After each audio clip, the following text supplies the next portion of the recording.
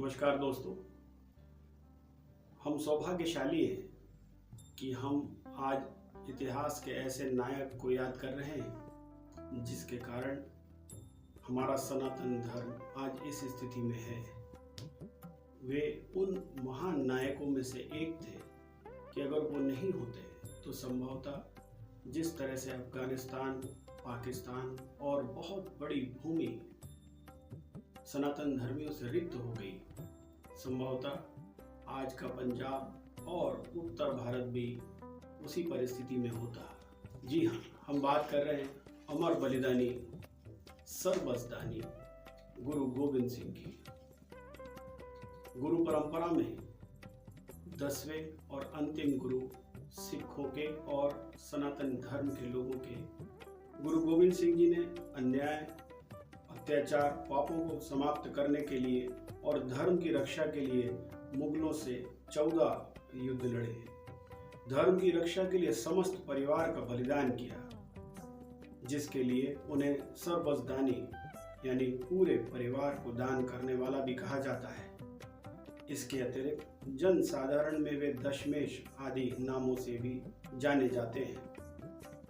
विश्व की बलिदानी परंपरा में अद्वितीय होने के साथ साथ गुरु गोविंद सिंह एक महान लेखक, मौलिक चिंतक और संस्कृत सहित कई भाषाओं के ज्ञाता भी थे। उन्होंने स्वयं कई ग्रंथों की रचना की। वे महान विद्वानों के संरक्षक भी थे। वे भक्ति तथा शक्ति दोनों के अद्वितीय संगम थे, इसलिए लोग उन्हें संत सिपाही भी कहते हैं। गुरु गोविंद सिंह जी का जन्म 22 दिसंबर 1666 को पटना में 9वें सिख गुरु श्री गुरु तेग बहादुर जी और माता गुजरी जी के घर हुआ था। उनके जन्म के समय पिता श्री गुरु तेग बहादुर जी असम में धर्म उपदेश देने के लिए गए हुए थे। उनके बचपन का नाम गोविंद राय था। पटना में जिस घर में उनका जन्म हुआ था उसमें उन्होंने अपने जीवन के प्रथम 4 वर्ष गुजारे थे। वहीं पर अब तख्त श्री हरमिंदर साहब जी पटना के नाम से स्थित है। 1670 में उनका परिवार फिर पंजाब आ गया।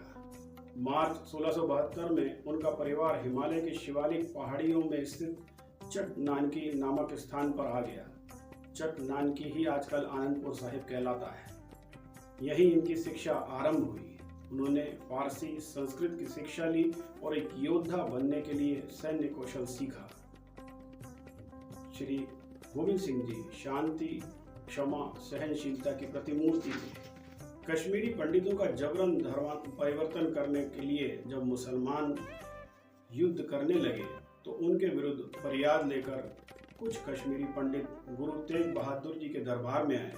हमारे सामने ऐसी शर्त रखी गई है कि ऐसा कोई महापुरुष जो इस्लाम स्वीकार नहीं कर अपना बलिदान दे सके उसे लेकर आओ, तब आपका धर्म परिवर्तन नहीं किया जाएगा। उस समय गुरु गोविंद सिंह 9 वर्ष के थे। उन्होंने पिता गुरु तेग बहादुर जी से कहा कि आपसे बड़ा महापुरुष और कौन हो सकता है। कश्मीरी पंडितों की फरियाद सुन उन्हें जबरन धर्म परिवर्तन से बचाने के लिए स्वयं इस्लाम न स्वीकारने के कारण 11 नवंबर 1675 को औरंगजेब ने दिल्ली के चांदनी चौक में सार्वजनिक रूप से उनके पिता गुरु तेग बहादुर जी का सर कटवा दिया। इसके पश्चात बैसाखी के दिन 29 मार्च 1676 को गुरु गोविंद सिंह सिखों के 10वें गुरु घोषित हुए। गुरु गोविंद सिंह जी का नेतृत्व सिख समुदाय के इतिहास में बहुत कुछ नया लेकर आया। उन्होंने सन 1699 में बैसाखी के दिन खालसा, जो कि सिख धर्म की विधिवत दीक्षा प्राप्त अनुयायियों का एक सामूहिक रूप है, इस पंथ का निर्माण किया। सिख समुदाय की एक सभा में उन्होंने सबके सामने पूछा, आप में से कौन है जो अपना सर बलिदान कर सकता है। उसी समय एक स्वयं सेवक इस बात के लिए राजी हो गया। गुरु गोविंद सिंह उसे तंबू में ले गए और कुछ देर बाद वापस लौटे एक खून लगी हुई तलवार के साथ। गुरु ने दोबारा उस भीड़ में लोगों से यही सवाल किया। एक और व्यक्ति राजी हुआ। उनके साथ वे पुनः तंबू में गए और फिर तलवार लेकर बाहर आए। इसी प्रकार 5 स्वयंसेवक जब उनके साथ तंबू के भीतर गए और गुरु खून से सनी तलवार लेकर वापस आए, तब गुरु ने उन्हें पंच प्यारे का नाम दिया। इसके बाद गुरु गोविंद सिंह जी ने एक लोहे का कटोरा लिया और उसमें पानी और चीनी मिलाकर दुधारी तलवार से घोलकर अमृत बनाया और पंच प्यारों को चखाया। पहले 5 खालसा बनाने के बाद उन्हें छठवां खालसा का नाम दिया गया, जिसके बाद उनका नाम गुरु गोविंद राय से गुरु गोविंद सिंह रख दिया गया। उन्होंने 5 ककारों का महत्व खालसा पंथ के लिए समझाया और कहा, केश, कंघा, कड़ा, कृपाण और कच्छा, इन्हें हमेशा धारण करना है। इधर 27 दिसंबर सन 1704 को दोनों छोटे साहिबजादे जोरावर सिंह और फतेह सिंह जी को दीवारों में चुनवा दिया गया। जब यह हाल गुरुजी को पता चला तो उन्होंने औरंगजेब को एक जफरनामा विजय की चिट्ठी लिखी, जिसमें उन्होंने औरंगजेब को चेतावनी दी कि तेरा साम्राज्य नष्ट करने के लिए खालसा पंथ तैयार हो गया है। 8 मई सन 1705 को मुक्तसर नामक एक स्थान पर मुगलों से भयानक युद्ध हुआ, जिसमें गुरु गोविंद सिंह जी की जीत हुई। अक्टूबर सन 1706 में गुरुजी दक्षिण में गए और जहां उनको औरंगजेब की मृत्यु का समाचार मिला। औरंगजेब ने मरते समय एक शिकायत पत्र लिखा था। हैरानी की बात है, जो सब कुछ लुटा चुका था वह फतेहनामा लिख रहा था और जिसके पास सब कुछ था वह शिकस्तनामा लिख रहा था। इसका कारण था सच्चाई। गुरुजी ने युद्ध हमेशा अत्याचार के विरुद्ध किए थे, न कि अपने निजी लाभ के लिए। औरंगजेब की मृत्यु के बाद गुरुजी ने बहादुर शाह को बादशाह बनाने में मदद की। गुरुजी और बहादुर शाह जफर में अत्यंत मधुर संबंध थे। इन संबंधों को देखकर सरहद का नवाब वजीद खां घबरा गया, अतः उसने 2 पठान गुरुजी के पीछे लगा दिए।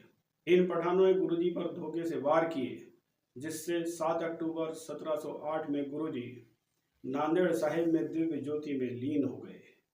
अंत समय आपने सिखों को गुरु ग्रंथ साहिब को अपना गुरु मानने को कहा और खुद भी माथा टेका। गुरुजी के बाद माधव दास ने, जिसे गुरुजी ने सिख बनाया था और बंदा बहादुर नाम दिया था, सरहद पर आक्रमण किया और अत्याचारियों की ईंट से ईंट बजा दी। गुरु गोविंद सिंह जी के बारे में लाला दौलत राय, जो कि एक कट्टर आर्य समाजी थे, लिखते हैं, मैं चाहता तो स्वामी विवेकानंद, स्वामी दयानंद सरस्वती, रामकृष्ण परमहंस आदि के बारे में काफी कुछ लिख सकता था, परंतु मैं उनके बारे में नहीं लिख सकता जो पूर्ण पुरुष नहीं है। मुझे पूर्ण पुरुष के सभी गुण गुरु गोविंद सिंह में दिखते हैं। अतः लाला दौलत राय ने गुरु गोविंद सिंह जी के बारे में पूर्ण पुरुष नामक एक पुस्तक लिखी। इसी प्रकार मोहम्मद अब्दुल लतीफ ने लिखा है कि जब मैं गुरु गोविंद सिंह जी के व्यक्तित्व के बारे में सोचता हूँ तो मुझे समझ नहीं आता कि उनके किस पहलू का वर्णन करूं। वे मुझे कभी महाराजा धीराज नजर आते हैं, कभी महादानी, कभी फकीर, कभी वे गुरु नजर आते हैं।